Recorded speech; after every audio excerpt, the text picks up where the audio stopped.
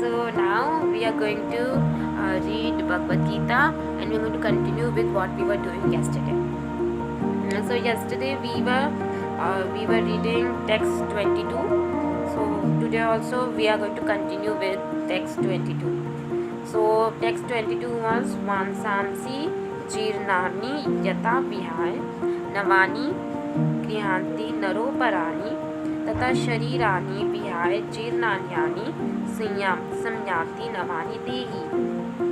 Okay, so as we have read yesterday, as a person puts on new garments, giving up old ones, the soul similarly accepts new material bodies, giving up the old and the useless ones. So, as the soul, as a person, every day we change our clothes. In the same way, the soul also changes its body. So now we are going to do the detailed description of what is given in the text 22. Change of body by atomic individual soul is an accepted fact. Okay? Even the modern scientists who do not believe in the existence of the soul, but at the same time cannot explain the source of energy from the heart, have to accept these continuous changes of body which appears from childhood to boyhood, and from boyhood to youth, and again from youth to old age. So, and yesterday we did briefly the the text 13. We are going to discuss that later. Okay, first we are going to deal with text 22. This has already been explained in the previous verses. So now, the transference of the atomic individual soul, okay, to another body is made possible by the grace of the super soul. So there are two souls they are talking about in Bhagavad Gita. First is individual soul, atomic individual soul, and the second is the super soul. The super soul fulfills the desires of the atomic soul, as one friend fulfills the desires of another. So now the super soul is the one which fulfills the desires of the atomic soul. In the same way, compared with the friends, friends sometimes fulfill another friend's desires. We are now in the Vedas like the Mundaka as well as Sveta, Swarga and Bhagavad. They compare the soul and the super soul to friendly bodies. They are sitting on the same tree. So now they have compared soul, atomic soul, and the super soul as birds were sitting on the same tree. Now one of the birds, the individual atomic soul, is eating the fruit of the tree, and the other bird, which is Krishna, is simply watching his friend. So it's a comparison. Okay, so it's a kind of a comparison made between the birds and the soul and the super soul. Okay, so here one of the birds is eating the fruit of the tree. Fruit of the tree would basically means the material world, and the other bird is simply watching his friend, which basically is like the God watching over us. Of these two birds, although they are the same in quality, one is captivated by the fruit of the material tree, as it's seen, as we have already read. An atomic individual soul is captivated by the material world. That's why they are consuming the fruits of the tree. Fruit of the tree would be the material facilities which is being provided in life.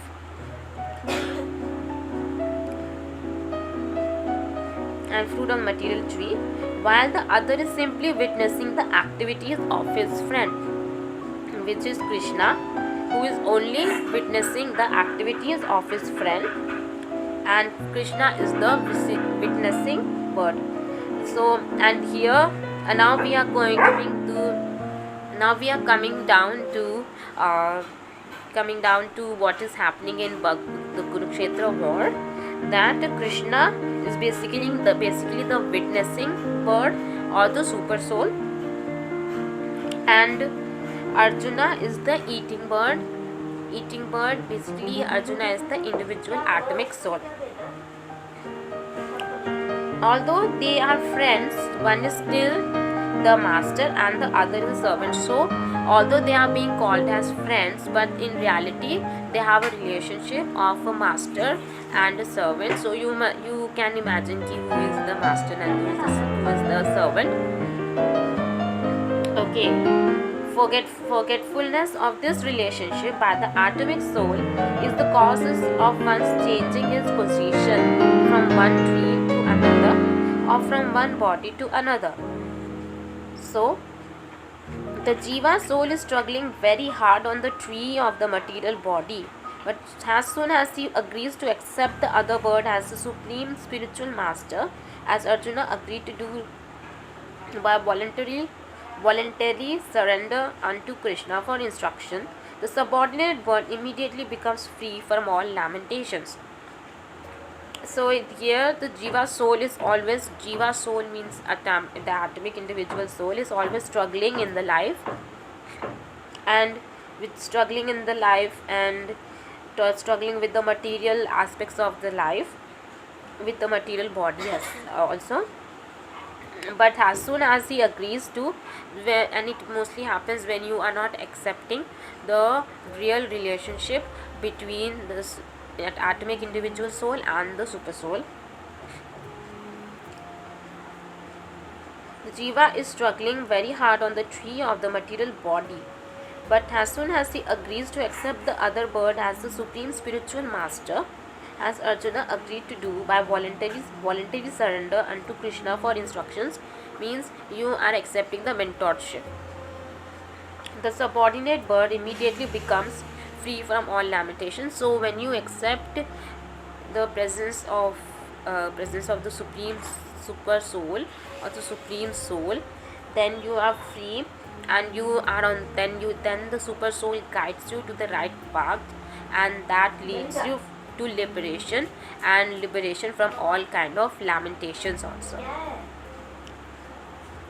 Both the Mundaka Upanishad and Shvetasvatara Upanishad also confirms this. Although the two birds are in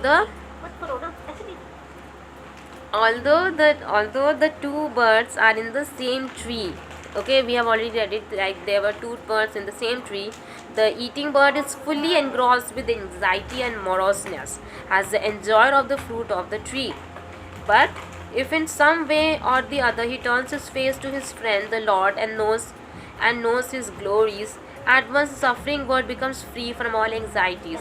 So in everyday life, like we as humans are always anxious with problems.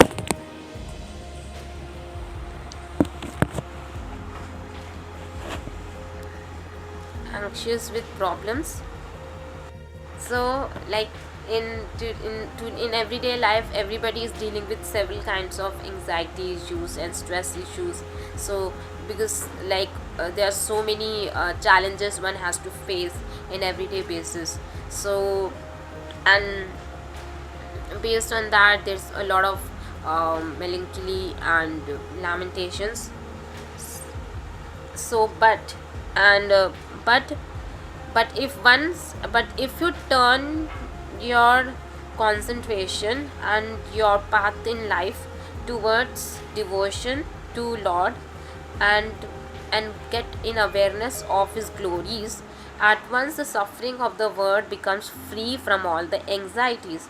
Arjuna has now turned his face towards his eternal friend Krishna and is understanding the Bhagvadgita from him, and thus hearing from Krishna he can understand the supreme glories of the Lord and be free from the lamentations.